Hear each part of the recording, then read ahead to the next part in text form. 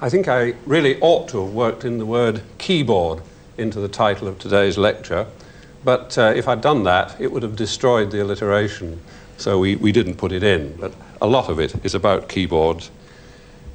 The instruments like the spinet and the harpsichord and the clavichord were really very quiet, and there was a sort of gradual evolution until eventually we arrived at the grand piano, one of the most splendid musical instruments and a marvellous piece of engineering. And I want to start by talking a bit about the grand piano. And here we have an actual piece of the mechanism of a grand piano. The key is here, and you can see that when I press the key, all sorts of interesting things happen. Probably the most obvious thing that happens first is that the damper is lifted from the string so that it can sound freely. And then immediately I let the key go, the damper falls back. And so that stops the sound. Unless, of course, we have the so-called loud or sustaining pedal on, in which case all the dampers are lifted up. The second thing that happens, well, not in particular sequence, but the second thing that I want to talk about is this little thing here, which you probably notice catches the key when I hold catches the hammer when I hold the key down. And if we didn't have that, we might get a bounce. You might get sort of 2 or 3 notes instead of 1. So that is a very important piece of the mechanism. Now, all the rest of this, on which there are all kinds of fine adjustments that the tuner and manufacturer and so on have to get right, that's all concerned mainly with enabling the key to repeat notes. If we're playing a very rapid thing like this, it's very difficult to set up a mechanism that will do that and at the same time play only 1 note when you want it. And this is an absolute miracle, I think, of engineering, especially when you think that most of it is made of wood. Well, now, if I just go over to this piano, this, of course, is an upright piano, but the principle is exactly the same. Instead of the strings being horizontal, they're vertical, and the hammers, of course, instead of being thrown upwards, are thrown that way at the strings. And if I just play 1 note, you can hear that it dies away very quickly, but if I hold it down, the damper stays off, and we can keep that note going as long as we like. If I press the sustaining pedal, then we can keep a whole chord going until I take my foot off the pedal. Do that again. And so those are very important features of the instrument. In a grand piano, there are usually, at the top end at any rate, there are 3 strings instead of 2, and instead of 1, I mean. And when you press the soft pedal, so-called, what happens is the whole mechanism moves over a little bit, so that instead of the hammer hitting all 3 strings, it only hits 2 of them, so it's quieter. Well, now, in the, I suppose about 60 or 70 years ago, in the 20s and 30s, that sort of time, there were lots of arguments between the physicists of the day and the musicians. And looking back on it now, it seems quite surprising.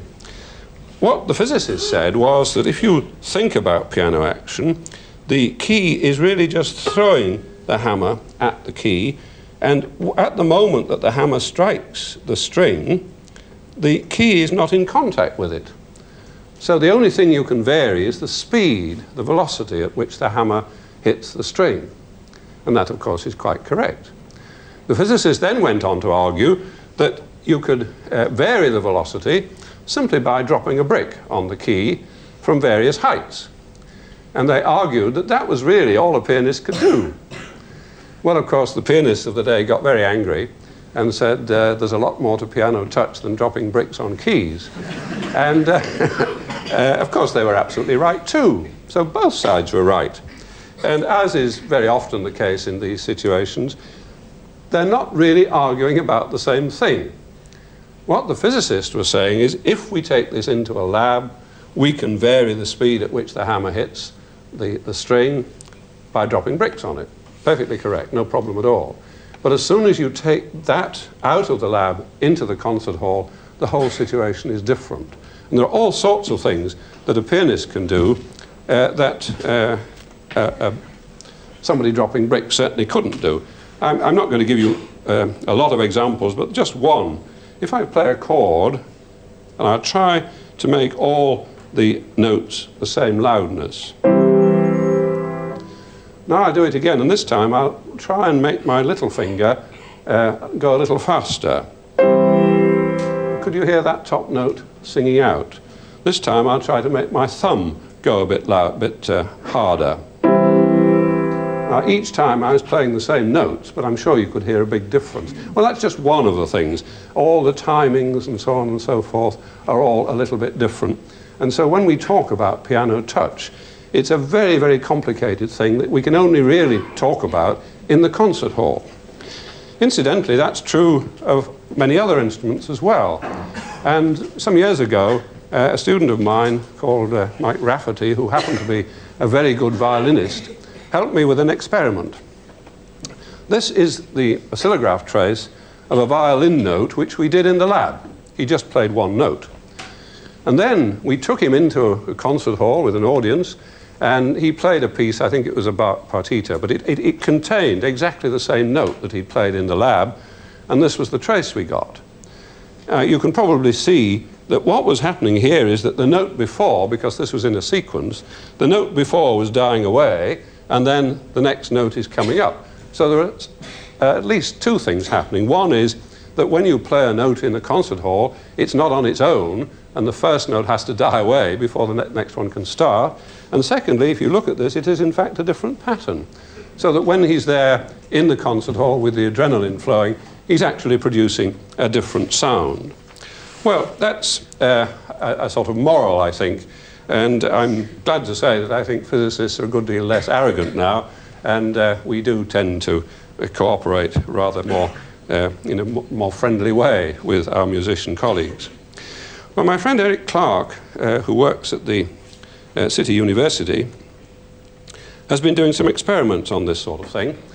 And what he did was to get a pianist to play a piece of music, and then he had a computer program which would work out exactly how long there was between each note that the pianist was playing.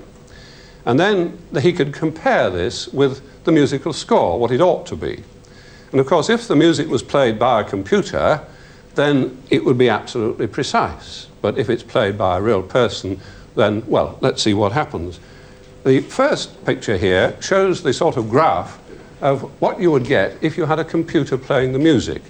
All those little dots are the notes of the piece, and he did this specially for me. It's the little French nursery rhyme, Ah, que dirige maman, which Mozart used as the basis for a set of variations.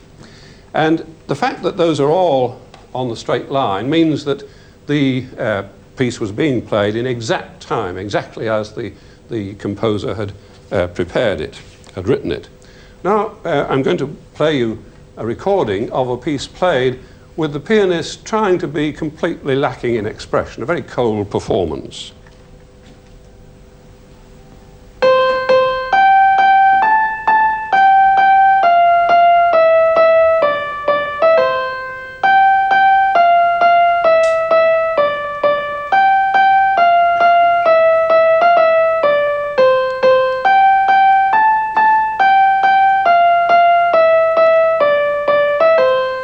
Now we'll have a look at the graph that the computer did of that piece.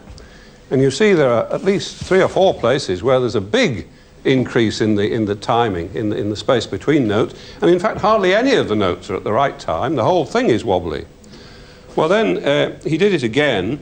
And the second time he did it, he asked the player to give a more expressive performance, a warm performance, if you like.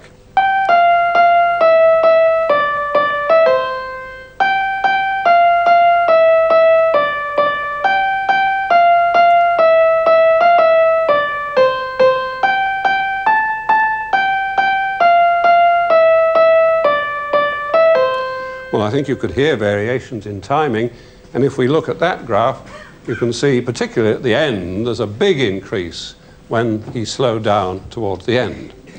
Well, that's one of the sort of things that one can do in order to investigate what goes on when you're playing an instrument. Now, I want to say just a little bit about scales. Everybody gets bored playing scales, but you have to do it in order to learn to play an instrument. And one of the reasons, of course, is to get your fingers flexible. But the scale is also, you might call it the backbone of the music. It's interesting that scales don't arise first. When people are developing a kind of music, it's developed by traditional people, by folk singers and so on and so forth. And it's only really when the musicologists come along that they begin to start thinking about what scale it's based on. In the same way that if you have a language growing, you don't have the grammar to begin with. The grammar comes later. Well, just in order to help me with this, Camilla is going to come down and do a little bit of five-finger exercise. She's going to play a little couple of scales or so for me.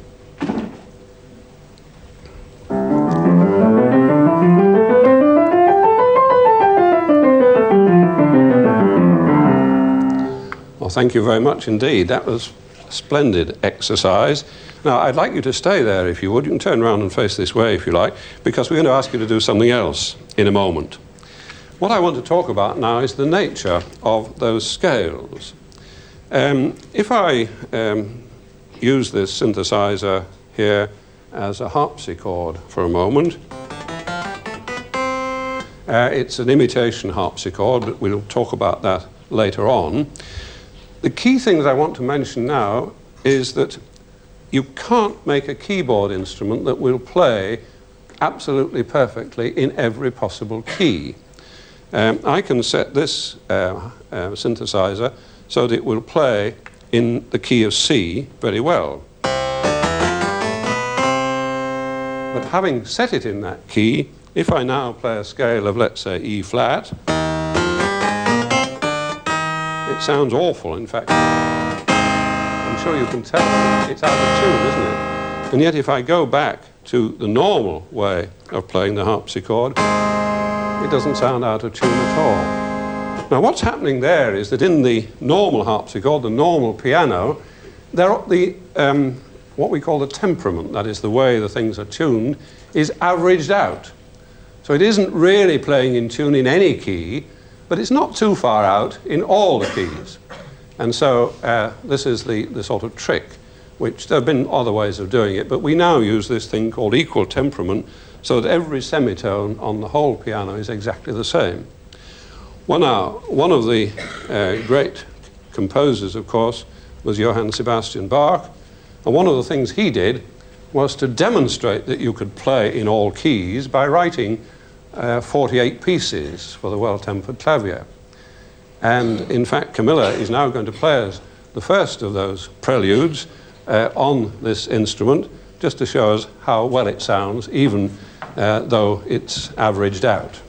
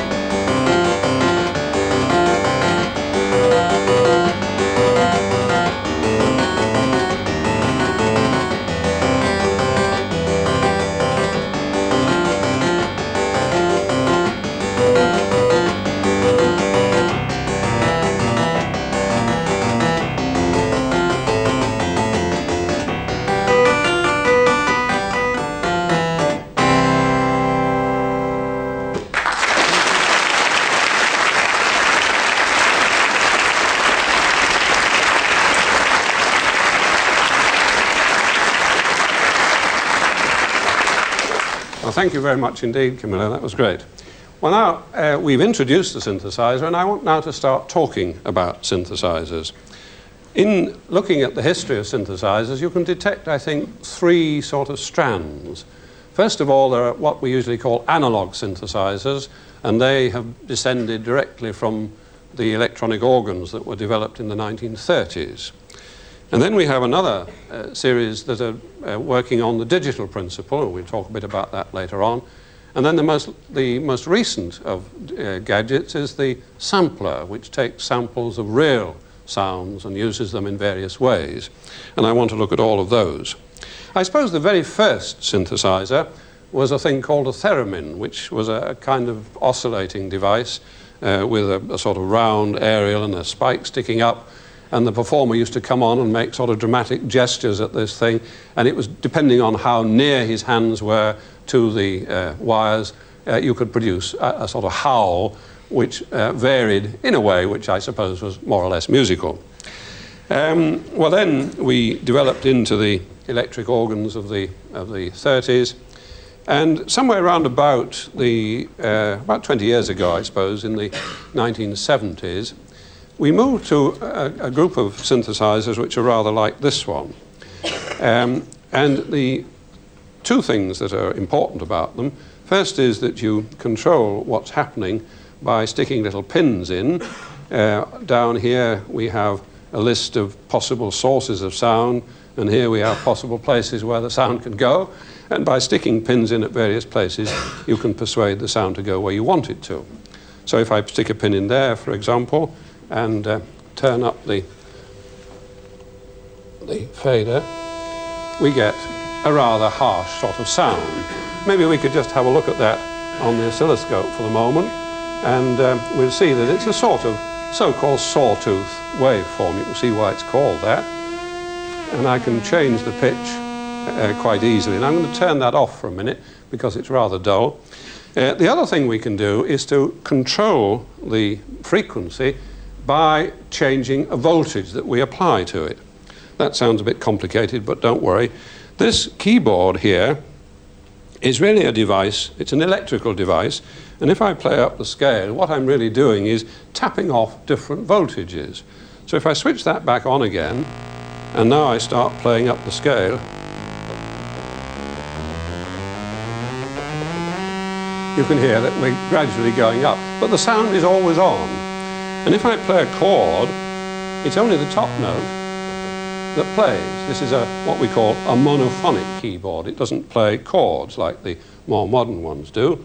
Now, if instead of doing that I stick the pin in a different place, I can send the sound into a thing called an envelope shaper, which sort of varies the whole shape of the sound. And now it only plays if I actually press a key. And I can vary the way the note starts. I can make it start slowly, and I can vary the way the note stops. And we can do both. So there are quite a few things you can do with that. And I can remember 20 years ago, we were really quite excited about having this sort of synthesizer. But a lot of things have happened since then. Nowadays, we have this little kind of synthesizer. This is quite a small one. I'm sure many of you have probably much better ones than this. But it's interesting because even though it's so small and relatively cheap, I think you'd agree that that's not a bad imitation of a piano, considering how small it is.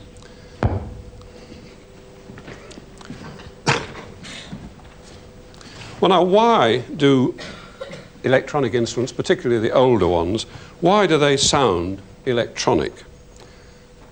In order to think about that, I'd like to show you some pictures. These are pictures of electronic sounds. These are oscillographs of electronic sounds.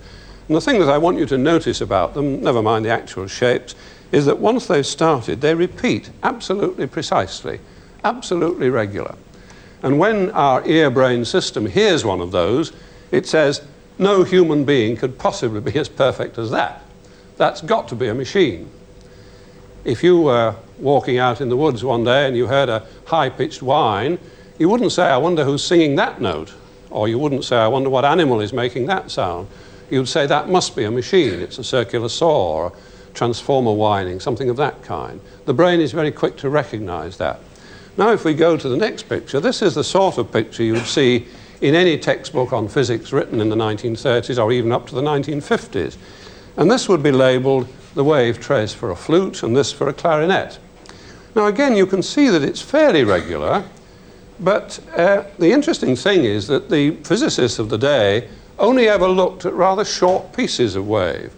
And from there to there is only 1/100th of a second. Now, if you take a 1/10th of a second, if we go to the next picture, can you see how these are the same two instruments, flute and clarinet? Do you see how this is wobbling a little bit? It isn't as steady as it was in the electronic sounds. Well, now if we go to a whole second's worth, you can see how very different they are. This is wobbling all over the place, and so is this one. And you can also see how the beginning is different. Now, the beginning of the note, which it's all over in a very tiny fraction of a second, but that beginning is what triggers off your brain and tells you this is going to be a flute, this is going to be a clarinet. So you recognize the instrument very, very quickly. But with electronic sounds, they just start absolutely suddenly. And so you've no clue as to what it's going to be. And the other point, of course, is that with electronic sounds, you don't hear the wobble. OK, said the electronic engineers, let's put a wobble on. So with this little synthesizer, I'm going to make it imitate a kind of flute. Sounds very electronic, so let's put a wobble on it. Still sounds electronic, doesn't it? And the reason it sounds electronic is that that wobble is far too regular. You see, the brain can't only tell that the basic sound is regular, but it tells that the wobble is regular as well. And so we're in the situation of having all kinds of wobbles going on.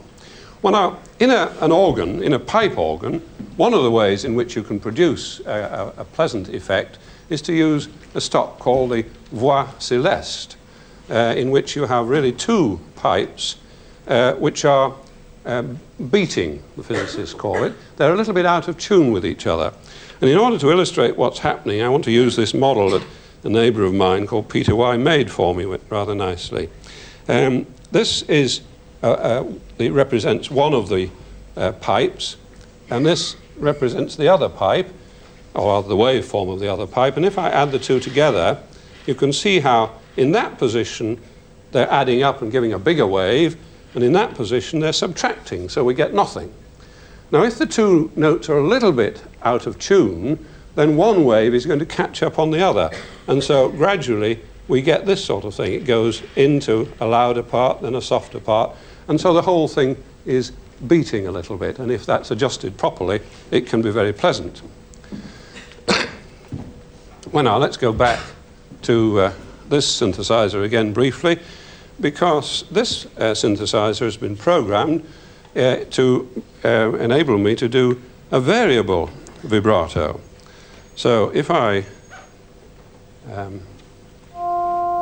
start with... That's a really horrible vibrato, isn't it? That wouldn't be very pleasant. We want it a bit quicker than that, so we can speed it up. Not too much or it sounds awful. And there's a sort of reasonable place where the vibrato sounds quite good. And that's what we have to find. Why does a vibrato sound pleasant? Well, we're not sure entirely, but we think that part of it is that the way in which the human brain works when you're actually singing or playing. If you're singing a note or if you're playing a record or something of that sort, somehow or other you have to keep the pitch right. You don't want the pitch to be wandering all over the place, otherwise the audience would soon be fed up. So what you have to do is to sample the sound that you're making. It goes in through your ear, and then you can compare what sound you made a little while ago with what you're doing now and get it right. Now, it takes 1/7 of a second for the sound to go round through your ear-brain system, and so you tend to get the sound wobbling about 7 times every second. And if you watch a violinist's hand, you'll find that it's wobbling at round about 7 times, 6 or 7 times a second. And we think that one of the reasons why we do that is because it helps to make it sound a little bit more human. Well, now, we use this synthesizer to demonstrate a harpsichord. Of course, it can do all sorts of other things. For instance, if I just press that button there, we can persuade it to behave rather more like a church organ.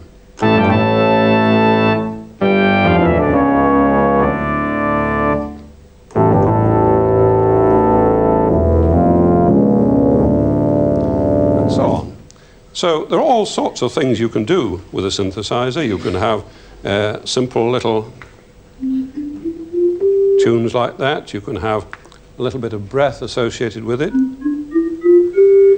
You can do almost anything with a synthesizer of this sort.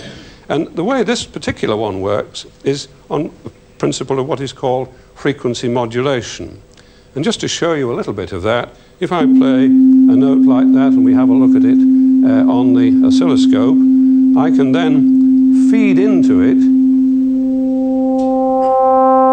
I can frequency modulate it, and that brings in a whole lot of other sounds. And if we look at the frequency analyzer here, which we'll have on the screen in a moment, you'll notice that we've only really got one frequency there in the middle, around about 250. And if I add more to it, you can see how bringing in the other frequencies makes the waveform more complicated. Well, in a synthesizer like this, there are all sorts of circuits which enable you to add and subtract and multiply and do all sorts of things to get all the fantastic sounds out of it. Well, now, I have another synthesizer over here which works on a different kind of principle. And the thing that I'd like to do with this is to show you how two parts of a sound can be put together. That's the sound of a steam organ, sometimes called a calliope.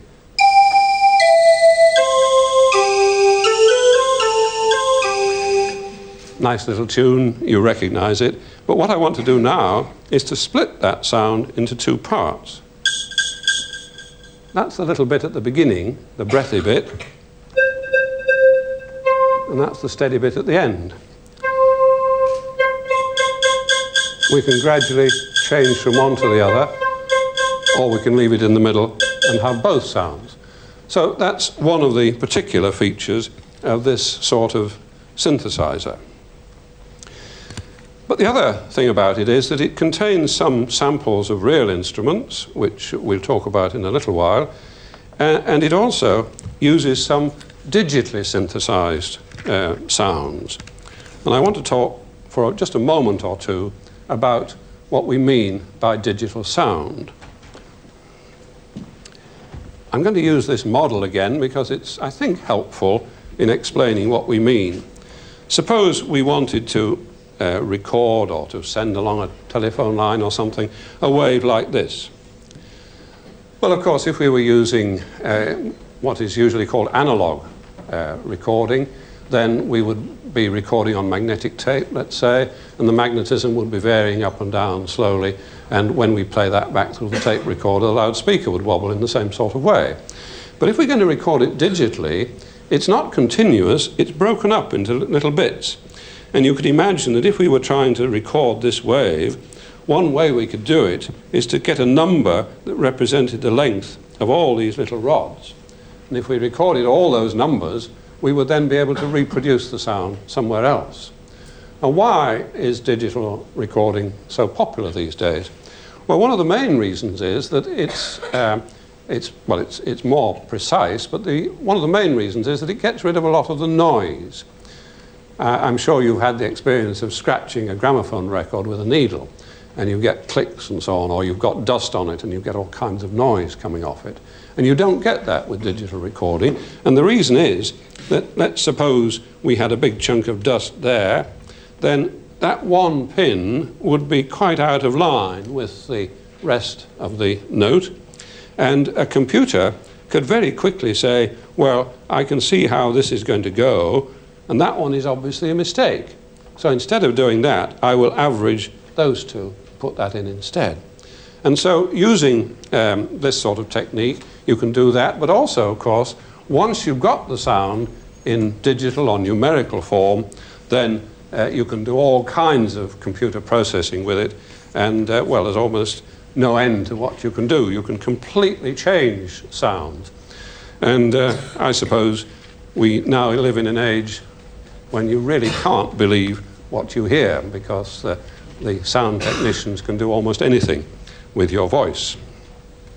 Well, now, of course, one of the places where digital recording is particularly important is in the compact disc player. I'm sure many of you have compact discs, or you've heard of them. They produce marvelous sound, and one of the key features of a compact disc recorder is a little tiny laser. It's very small. In fact, we've got a picture of one here, and you can see by this, that's the point of a pencil. So you can see how very, very small it is. And in fact, this is only the case for the laser. The laser itself is in there. It's a little tiny chip, very, very small indeed. And yet, as a result of the research, millions of pounds that have been spent by Sony on developing this laser, we can now get lasers of that sort that will produce up to 1 watt of laser power. So there are all sorts of other things that can be done. And it's interesting that the research that has gone on and the money that's been spent on developing something that will make a good musical instrument like the CD player has now had a lot of spin-off benefits. And one of them is in the field of the treatment of various diseases of the eye. And Professor David Marshall from the Institute of Ophthalmology told me about his work in which they use lasers to treat diseases like glaucoma and other diseases of the eye.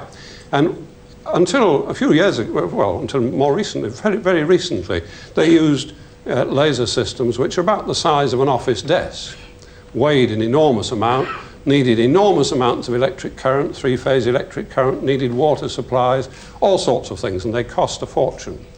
And now, as a result of this little CD laser that was developed for music, they now have a system which is very, very small indeed. In fact, it's just this bit on the bench here. That is now the whole of the CD laser. It's battery operated, it doesn't need water, and it's relatively cheap, so that it can be used in the third world, which the earlier systems were not really able to be used. This is just an ophthalmic microscope so that the doctor can examine and see what's happening, but this is the operative bit which produces the laser beam. Well, the computer has enabled us to play all sorts of tricks, as I said, and one of the things that we can do if we're using computers is to produce what are sometimes called aural illusions. And I want to play you one now. I'm not going to tell you what it is to begin with, but we'll have a look at it on the analyzer, and then I'll talk about it.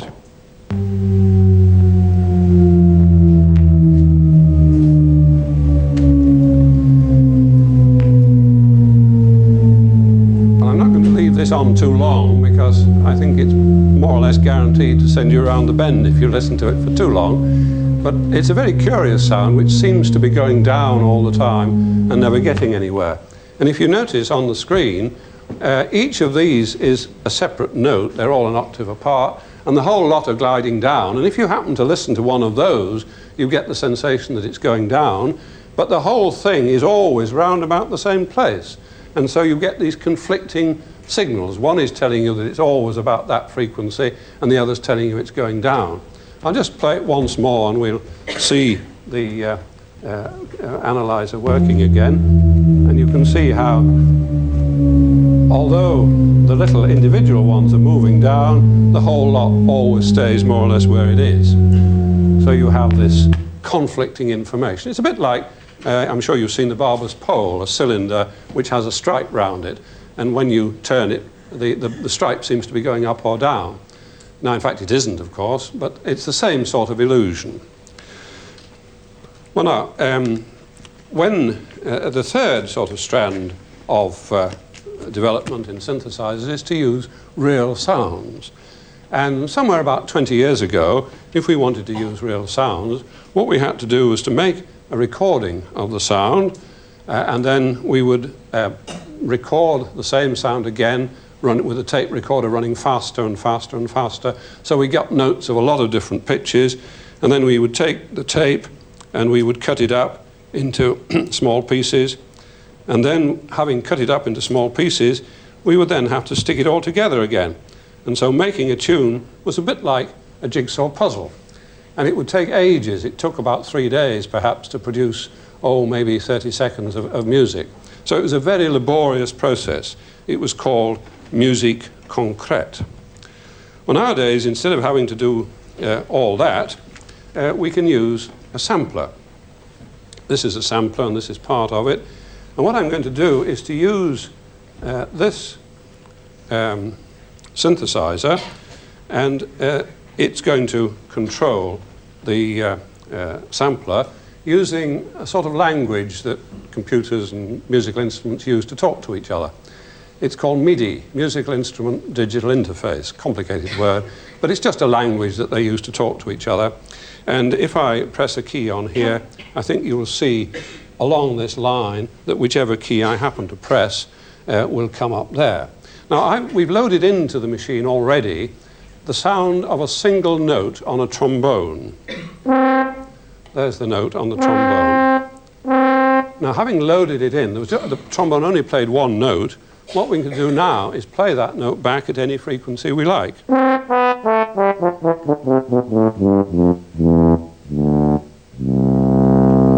Well, we can also go up here. I'm sure no trombone ever went as high as that. Or we can even play chords. That's what, 8 trombones all playing together at different pitches, which would be quite something. But suppose I play a chord like this. Not very nice, but listen to this. Sounds a bit like an American train, doesn't it? So there are all sorts of things you can do once you've got musical material in sample form.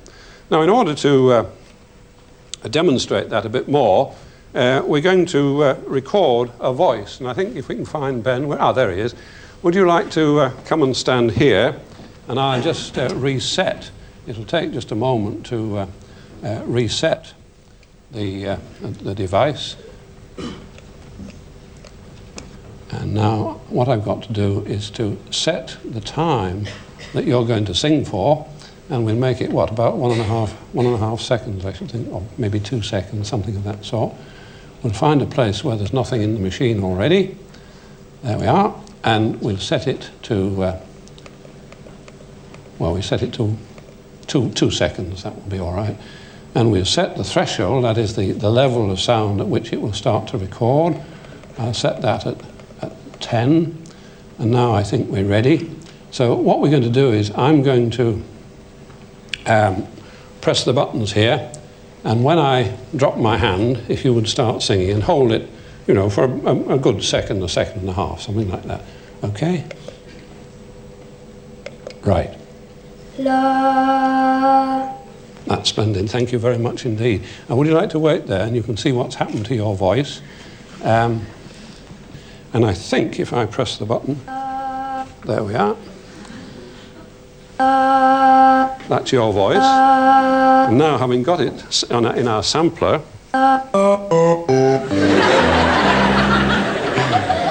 did you know you could do that?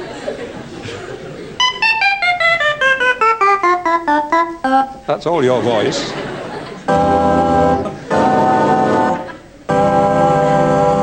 Did you know you were that musical? Well, thank you very much indeed anyway. Thank you.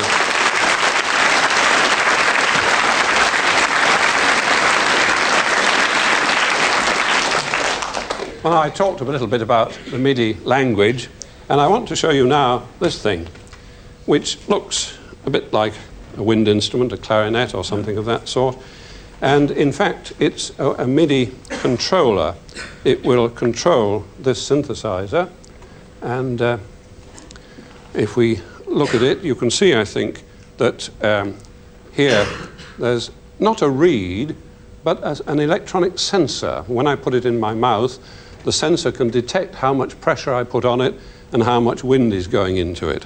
And on the front here, I think you can see some keys which are corresponding to the keys of a clarinet. And on the back, there are some buttons here which enable me to change the register, whether I'm playing low or playing high. Well, now let's see what happens, see if I can manage to produce some sort of sound. I've got it fixed up now, playing the trumpet sound on the synthesizer.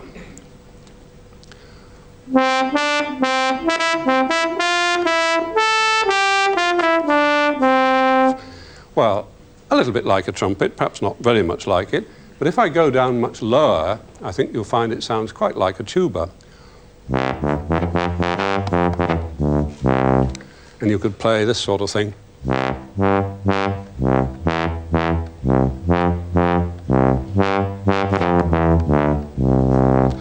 And it sounds reasonably like a tuba because the sensor here is altering not only the frequency but also the way in which the note starts and so on. Now if I just press one button on here, by magic as it were, we can, or by MIDI I suppose I ought to say, we can change it into a clarinet. And if I find the right positions for all my fingers,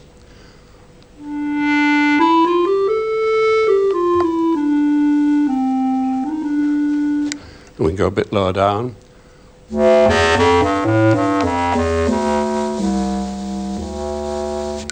So it's really quite a good approximation, I think, and using the wind controller instead of the keyboard makes an enormous difference. Well, that's one of the aspects of using MIDI. Well, now, a little while ago, we used this instrument over here, which I called a piano. Now, I shouldn't really have called it a piano, because it's really something rather different. And I want just to take you back to long ago. There were pianos or pianolas and steam organs which operated using punch tape, so that as the punch cards or punch tape went through the machine, you could get the pianola to play or you could get the steam organ to play. And rather more recently, this little, I suppose it's a toy really, came into being, and if I feed this bit of punch tape in here, you can hear that it plays a little tune.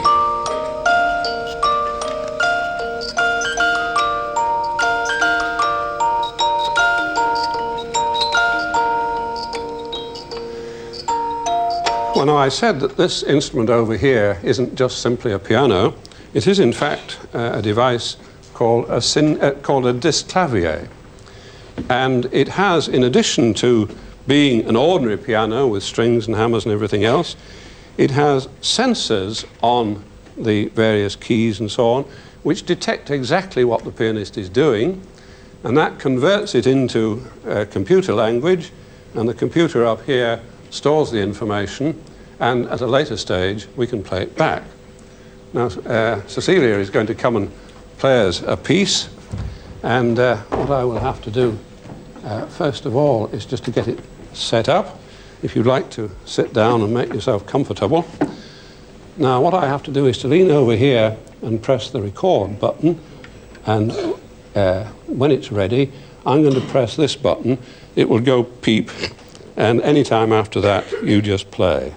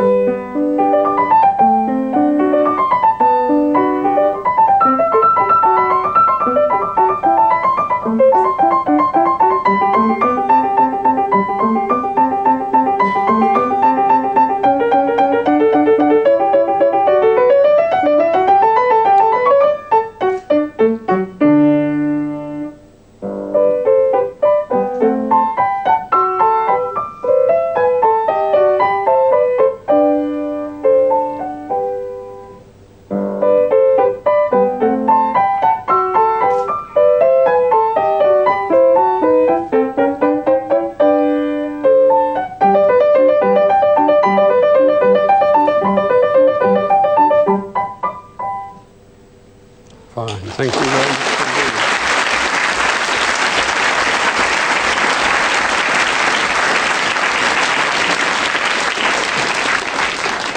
Now, if you'd like to stay there, what we'll do now is use the magic of the computer to play that back. And what I'm going to do is I'm going to play a few tricks on Cecilia. She says she doesn't mind. I asked her beforehand. We'll play it, first of all, straight. And then I'm going to use the MIDI language to come across this cable here and actually control this synthesizer. So we shall hear some cellos coming in, being paired by this. And then after I've done that, I'm going to make it go a little bit faster, and I may even make it change key. So don't be surprised if all sorts of strange things happen.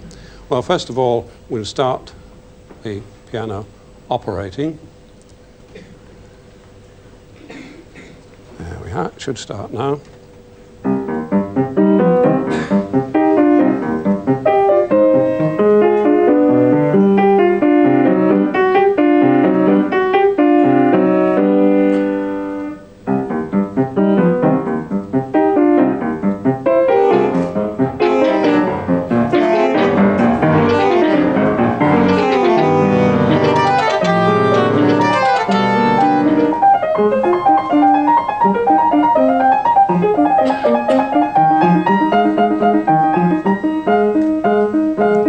Slowed it down, you see.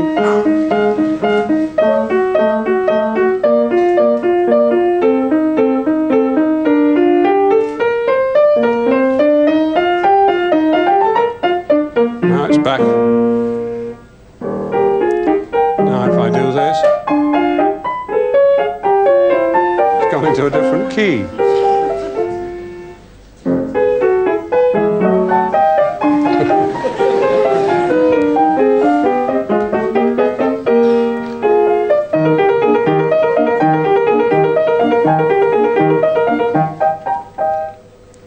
Well, thank you very much, Cecilia.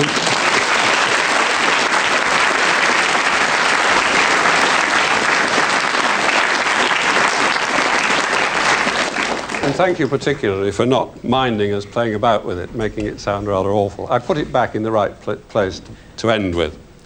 Well, now, one of the places where electronic music, of course, is used a great deal, it has been called the temple of electronic music, I'm not sure whether that's a good term or not, is the BBC Radiophonic Workshop.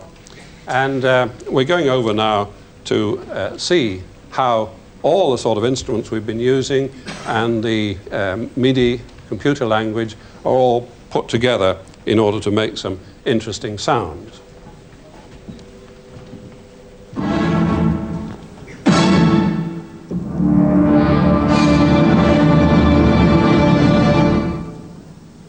Well, here we are in the BBC Radiophonic Workshop, and I'd like to introduce Mark Wilson, who's going to show us around.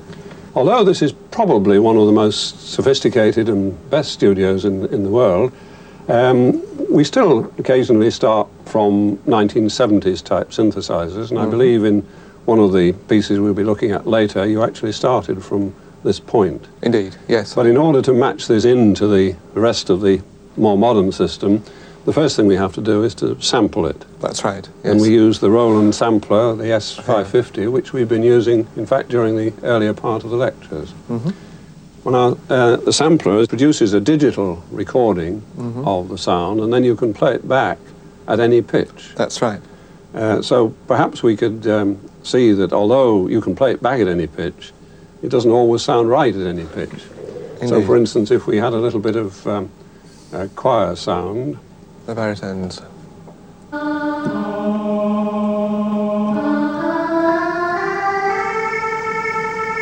Right, here's the baritone at the pitch it was recorded at. Yeah, and that sounds pretty good.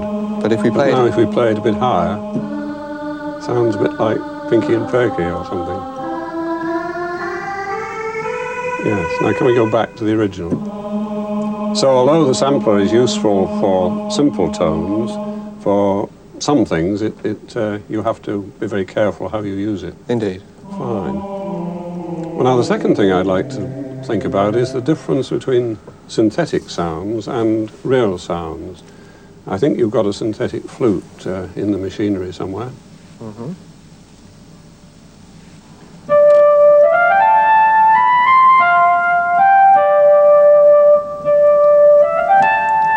And that really sounds quite reasonable. But now can we go over to a sampled real flute? And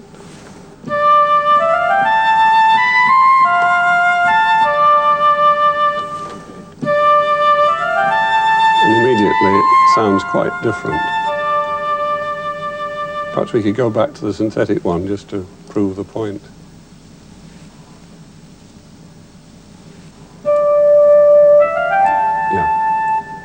That's lovely. Well, now, the other thing that is important here is that we're using the MIDI language, which enables the various musical instruments and samplers and so on to, as it were, talk with each other. Well, now, to control all the machines, this Macintosh computer is doing the work, and you can actually see on the screen what's happening, as well as hearing the music. Perhaps we could have a look at the glissando effect. Well, there you can see on the picture a pair of notes going up and a pair going down, and perhaps we could now hear what that sounds like.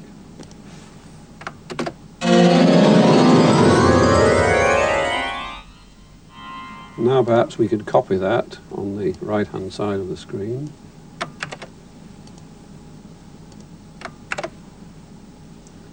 And now perhaps we can turn it round.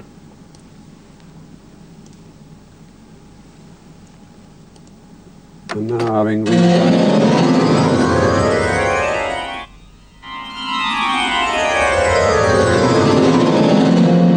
and once more for fun.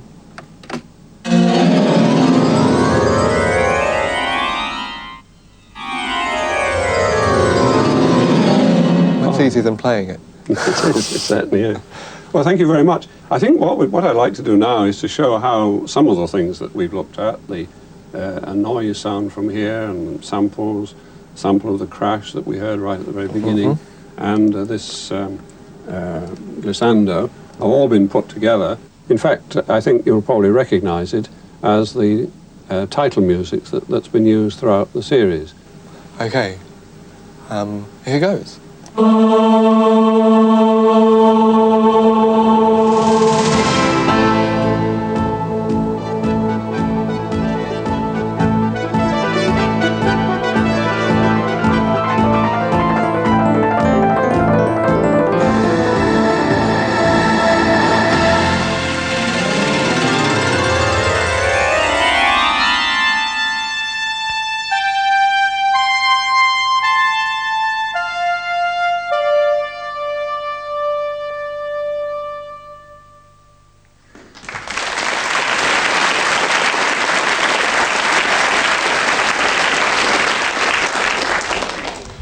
Well, we've seen quite a lot of different effects being used there altogether, and I want to just sort of sum up a little bit about what we've talked about.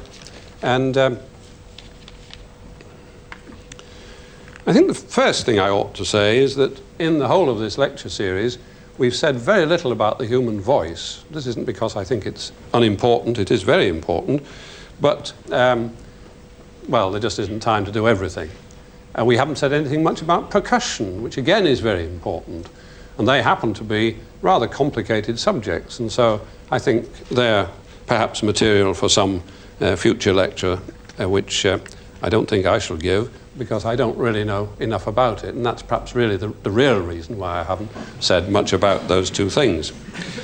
Well, now, the question that inevitably arises when you're thinking about synthesizers is, why bother?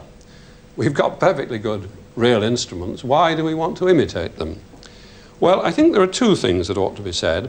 One is that when you try to imitate an instrument, if you try, for instance, we saw the example in the Radiophonic Workshop of comparing a synthetic flute with a real one. When you try to imitate a sound electronically, you learn an enormous amount about the real instrument. And quite often you can learn enough from trying to synthesize it to enable you perhaps to improve the real instrument. That's the first thing. The second thing is that I really prefer to think of the synthesizer as a new instrument altogether. I don't think I'm all that interested in using synthesizers to imitate instruments that we could have elsewhere. I mean, we played an organ on this, but I'd really very much rather play a real organ. But nevertheless, there are all kinds of new sounds that we can produce with synthesizers that you can't produce any other way. In the early days of trumpets, when we had the natural trumpet without any valves, you were very limited in what you could do. But as soon as the valve was invented, composers started to make use of the valve and increase what they could do. And I think synthesizers have to be thought of in that sort of way, increasing the sort of sounds that you can make, and in fact producing sounds that you couldn't make any other way. How would you make a sound like this, for example?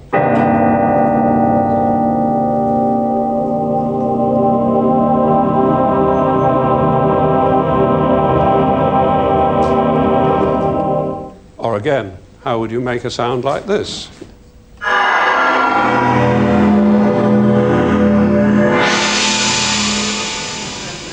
Quite dramatic sounds, and I don't think there's any other way you could do it except by synthesizer. So that's the first point. And the other point, I suppose, that we ought to mention just briefly is that synthesizers, particularly like this little one, have brought music back into the home again. People can play at home and enjoy themselves. Well, now, some years ago, I was giving a lecture of this kind, and I happened to mention that I thought a symphony concert was a bit like a big experiment in practical physics, when all the players were actually trying to get the right frequency and the right transient and the right formant, and so on and so forth. And at the end of the lecture, a lady came up to me and said, well, that's all very well. You've talked about the physics, but how do you explain the tingle in the spine that I feel when I listen to music? And I said, well, I can't. I feel it myself. There are many pieces of music that make me feel the tingle, but I can't explain it. And in fact, sometimes when I'm listening to music, I like to look at things like the real-time analyzer and the oscilloscope. I think it's great fun. But there are times in the end when the musical side of me says to the scientific side, oh, do shut up and let me listen to the music. And that, in fact, is what we're going to do now. We're going to listen to a very familiar piece, Rossini's William Tell Overture, and we're going to watch some of the traces and so on, but I think we're also going to enjoy the music.